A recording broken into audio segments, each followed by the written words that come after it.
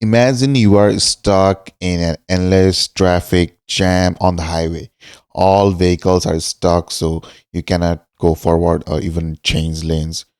But think about the same situation, but now you are in a flying car. Then the 2D gridlock does not matter anymore. You can just fly up and avoid being stuck. By just adding one more direction, you have solved a problem that seemed impossible with a conventional car. Today, we are going to discuss the hidden geometry of our reality, the higher dimensions.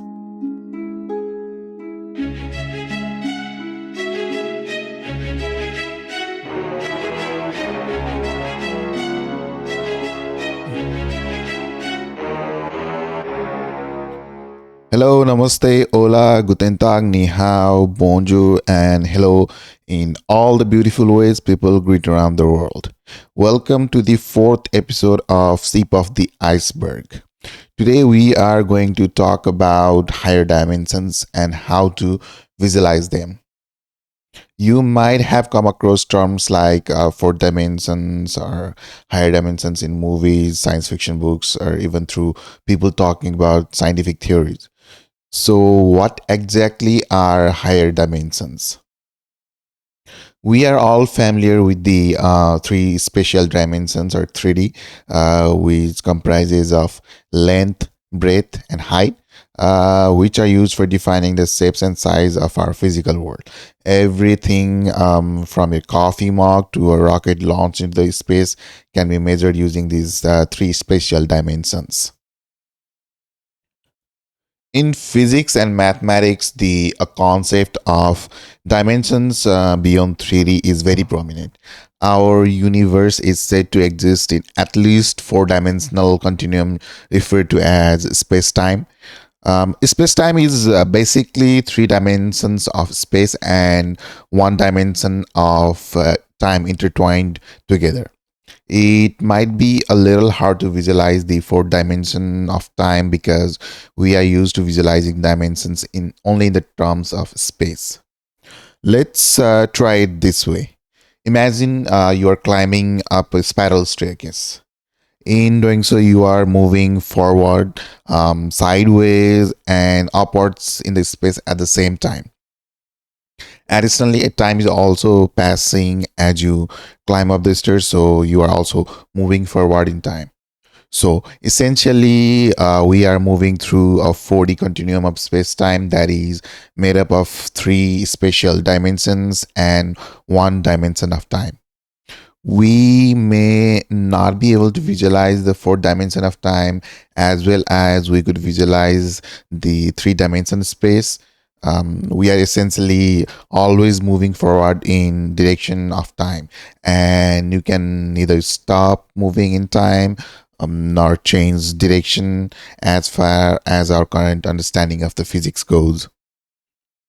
So that begs the question, is it impossible to move in different direction of time? The answer is not necessarily. Theoretically, it might be possible, but the emphasis is on might be. Think about moving in the spatial dimension. Naturally, we only can navigate through 3D space in a limited manner. For example, we can walk for miles on the ground, but we can only jump a few feet up, and we can only swim underwater up to a certain depth until the crossing pressure of the water is lethal to us. But we have pioneered tools and technologies such as stairs, ropes, cars, helicopters, submarines, spacecrafts, you name it. Yeah, basically, these tools help us to better navigate through 3D spaces. Time can be sped up and it can also slow down due to the effects of speed and gravity, according to the general theory of relativity, which basically implies that traveling to the future is theoretically possible. So basically, if you travel at near light speed, then time will relatively slow down for you compared to rest of the world. So when a week passes by for you, hundreds of years might have passed for the rest of the world. Well, that is basically the premise of the original Planet of the Apes movie. So, yeah, we might eventually develop tools and technology to travel back in time in the near future. But the problem is that we have not yet figured out if traveling back in time or in the reverse direction of time is even possible. So, time traveling to the past is for now only limited to sci fi. And which reminds me of the use of the word dimensions in science fiction. Science fiction has taken liberties in the use of the word dimension, usually as a fancy alternative term for parallel universe or alternate realities. For example, the term used in science fiction, like alternate dimension and pocket dimensions, don't mean actual dimensions, but whole other realities are alternate worlds. It is very easy to be confused when talking about higher dimensions in scientific theories versus higher dimensions in science fiction. Anyways, we will only be discussing the scientific concept of higher dimensions in this episode. So, whenever I say higher dimensions, I don't mean alternate realities like, say, Narnia or Wonderland, which does sound pretty fun, but maybe, yeah, maybe in another episode.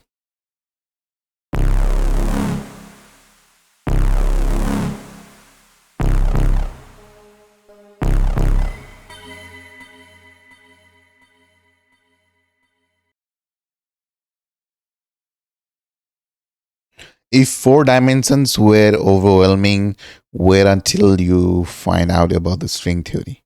String theory is a very ambitious theory that strives to understand the universe at the most fundamental level. And it suggests that at the foundation of the reality is not some point like particles. Instead, it is made up of tiny vibrating strings of energy. And just like how guitar can produce different musical notes with different ways the strings are strummed, the different vibrations of the quantum strings of energy can create different fundamental particles that make up everything in the universe. For example, if the strings vibrate one way, it might look like an electron. If it vibrates another way, it might look like a photon. So the laws of physics are like sheet music that tells you how to produce proper musical notes, while our universe is the entire symphony. But the catch is that for the mathematics to work in string theory, it needs additional dimensions. And by additional, I mean even more than four dimensions we already have talked about. There are several subcategories of string theory, and each one suggests a varying number of dimensions. For example, in superstring theory, space time is 10 dimensional, while in M theory, which basically unifies different string theories, there are 11 dimensions in its space time. That is not all. Space time in bosonic string theory is staggering 26 dimensional. These additional dimensions are spatial, but they cannot be observed in experiments or in physical world. So why does string theory predict so many dimensions? Well, long story short, the universe includes everything, ranging from small and fundamental particles like atoms and subatomic particles to astronomically massive objects like stars and black holes.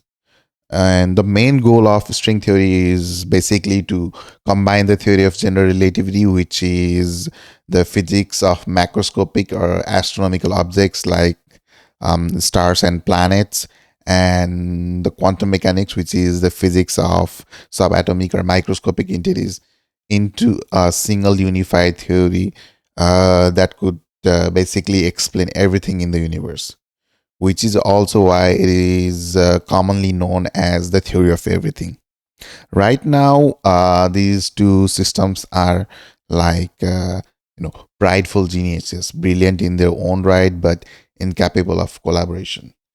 They are masters of their respective fields. At the moment we try to force them into a duet, the mat breaks down and they start throwing hands at each other, metaphorically. The proper combination of these two frameworks could actually create a single mathematical equation that can explain any physical event in the universe.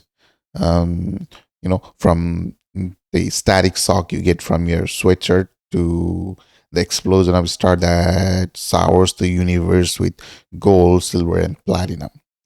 But the problem is that when working with only four dimensions, the math required to unify these two frameworks break down, and it starts giving infinity as the solution, which in physics usually means that something is missing or something is mathematically wrong. In other words, the strings do not have enough room to vibrate in only four dimensions. So having at least 10 dimensions give enough room for the strings to vibrate in a way that it produces the proper music, which is basically our physical reality. That is why string theory predicts that there are at least 10 dimensions in our universe. But keep in mind that as of right now, string theory is not experimentally proven, um, though it is theoretically very sound and remain one of the most promising theories out there.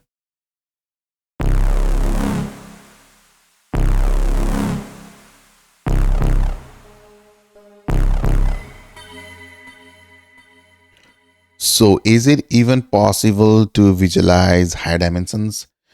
The answer is not in the conventional sense, but it's not entirely impossible either.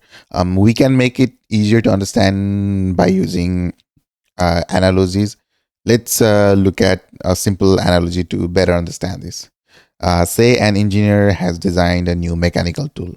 If she only uses textual description to present her design, then it is going to be extremely difficult to convey the actual design and the mechanism of the tool to other people. Think of her trying to explain how doohickey attached to the other doohickey makes the another doohickey move in a way that the first doohickey then slides under the second doohickey. Yeah, that's very confusing. But if she was also allowed a single diagram of the tool, then the design would be much easier to conceive compared to just explaining it in words. Now, let her add multiple drawings of the tool showing different angles and levels. This will make the design even more easier to understand. Let's take it one more step forward and let her create a digital 3D model of the tool. With the digital 3D model, we can look at the tool from different angles. We can also check the exploded view to study individual parts and also watch animation to better understand the working mechanism. Uh, so adding just more levels of access can help describe and visualize the model more accurately. I've also got one more analogy for you that will probably help you understand higher dimensions even better. Take a Pringles can and shine a flashlight to cast a shadow on the wall by holding it end first against the wall. Then you will see a circular shadow, right? If you do the same with a tennis ball, then you will see another circle shadow as well. Just looking at the shadow, you won't be able to tell apart if it's a Pringles can or a tennis ball because both are circular shadows. But here's where it gets interesting. If you turn the Pringles can over its side, then the shadow will transform into a rectangular shape. And if you do the same to the tennis ball, the shadow remains circular. So, looking at two different shadows of each item, you would be able to tell that one is cylindrical in shape and another is spherical in shape. By adding just one more dimension of the shadow, you have upgraded the information to identify the shape of the object. But here's the catch: you cannot still tell if the cylindrical shape is a Pringles can or even a tennis ball can or something that's cylindrical in shape. And the same goes for the spherical shape. You won't be able to tell if the spherical shape is a baseball or a tennis ball or something else that is spherical in shape. But directly viewing it lets you know about its shape, size, and even the color. So you will be able to tell exactly what it is. In similar way, what we experience as our 3D reality could be a projection or shadow of a much more complex higher dimension. Also consider this flatline analogy. Okay, imagine there are 2D cartoon characters living on a sheet of paper. The 2D creators cannot perceive or understand anything beyond 2D. If you poke a hole through the sheet of paper with your finger, then they won't be able to see your finger. They will instead see a flat circular shape appear out of nowhere. Then they will see the circular shape getting bigger and bigger, and then smaller and smaller, and they will eventually see the circular shape just disappear. So, similarly, we could also be seeing the 3D slice of the 10D reality.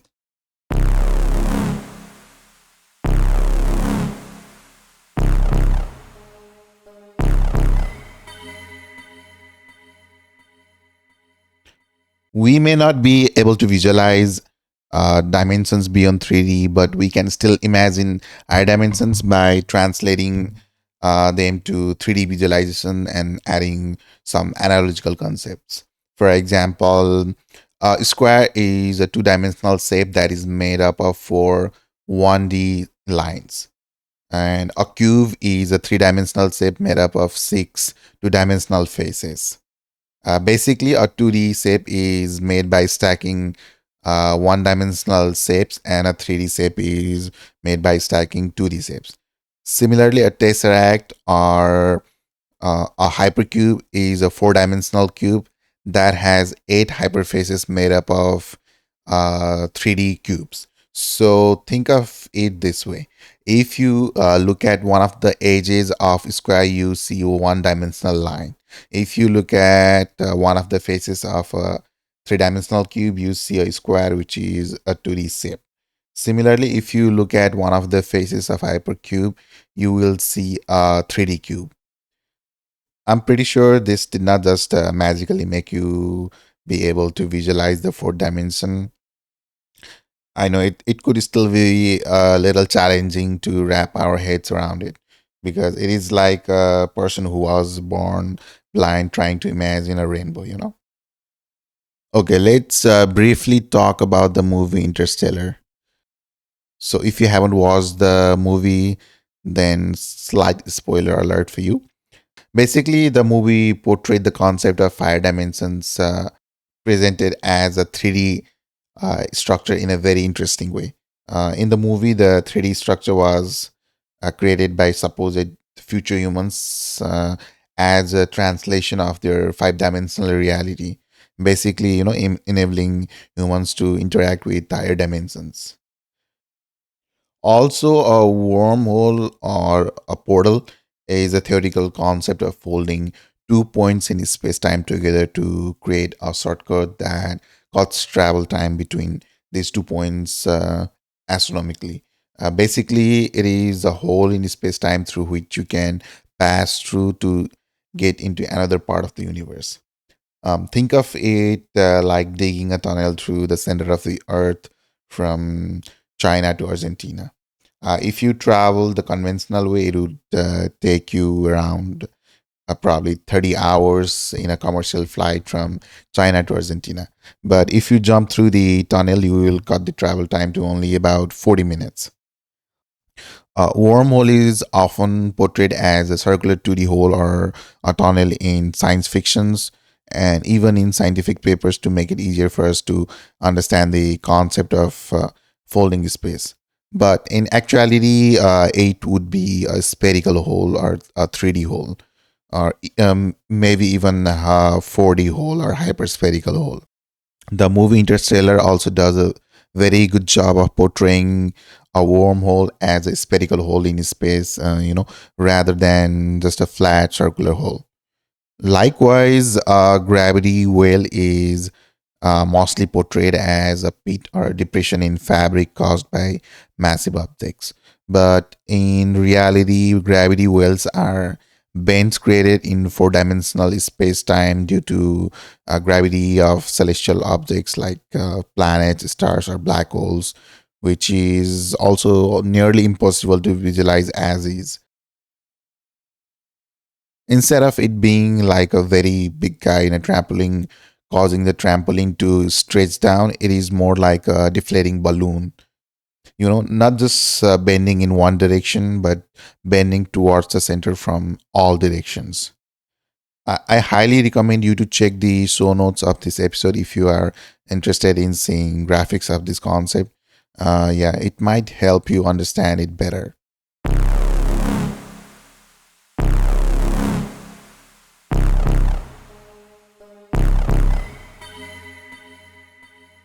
So, where are the other dimensions? Why cannot we see the other dimensions then?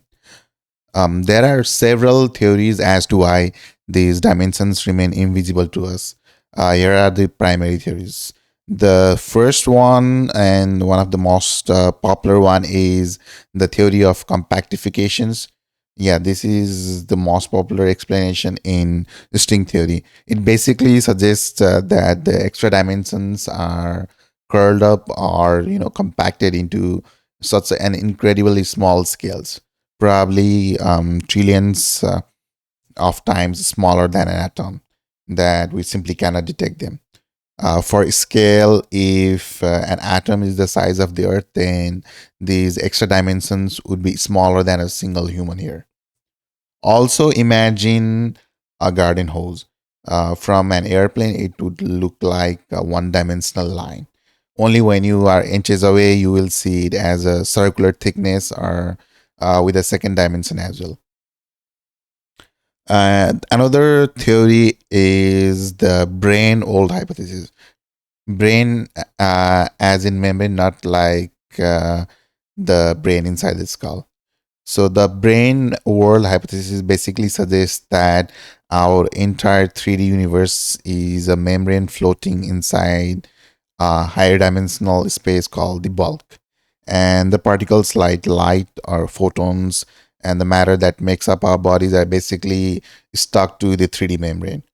And because the light cannot leave our 3D membrane and travel into the extra dimensions, we cannot see into the extra dimensions because our eyes can only process the light trapped in our 3D slice. The next one is one of my favorite theories. It's basically biological evolution and neural structure. Most of the biologists agree that evolution usually favors the traits that are useful and beneficial to the survival of the species. Evolution also usually weeds out traits that are energy expensive, even if those traits are somewhat useful. Because if the net energy output is negative, then the species will just starve before the trait helps them find food or mate. That is why it is believed that we only have sensory ability to perceive only up to three dimension. Because while we need sight and depth perception to hunt and also avoid predators, that does not seem to be any significant age for having 4D or 5D perception. And that is probably why we don't have any sensory organs to perceive beyond 3D, nor did we develop a neural architecture required to process and understand higher dimensions. Hypothetically, if we grew up in an alien or otherworldly environment, we might be able to develop the mental capacity to see or even comprehend higher dimensions. The next theory is the weakness of the gravity. Some physicists believe that gravity is the only force that can diffuse from our 3D membrane and enter to higher dimensions. This would explain why gravity is so much weaker than all other fundamental forces, because it is basically being diluted across dimensions that we cannot see. Also, the fact that gravity can affect time gives this theory some credibility.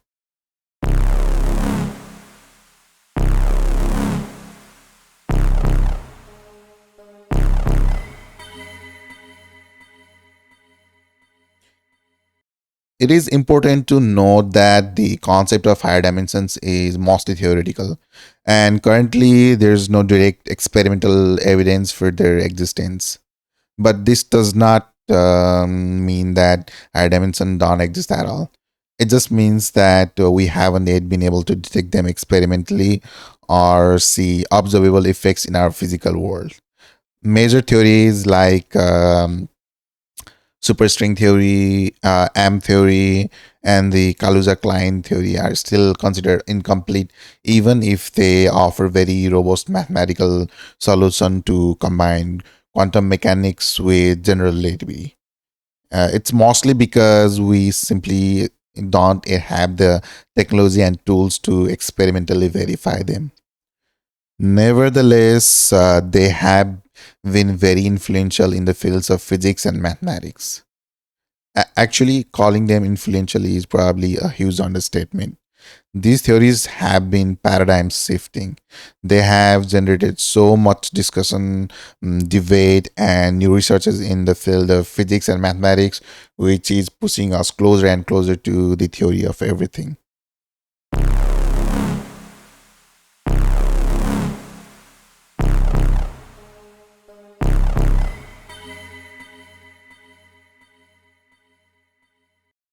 If you are feeling wildly confused, that's the normal reaction to have going through these things. If it makes you feel any better, even Einstein struggled to understand and accept some of the implications of his own theory. For example, Einstein thought gravitational waves could not possibly exist even if his own theory of relativity pointed towards it. Long after he died, like almost 70 years after, gravitational waves were experimentally detected and proven by LIGO observatories, which was in 2015. He also did not believe in the existence of black holes, even when scientists like Carl Schwarzschild solves Einstein's equation, basically proving the existence of black holes. And he famously rejected quantum mechanics for his probabilistic or random nature by saying, God does not play dice with the universe. I think we are end of this episode. That is all for today. I hope you guys enjoyed this episode. I'll see you guys in the next dimension. The next episode. Until then, sayonara, fellow Arthicans.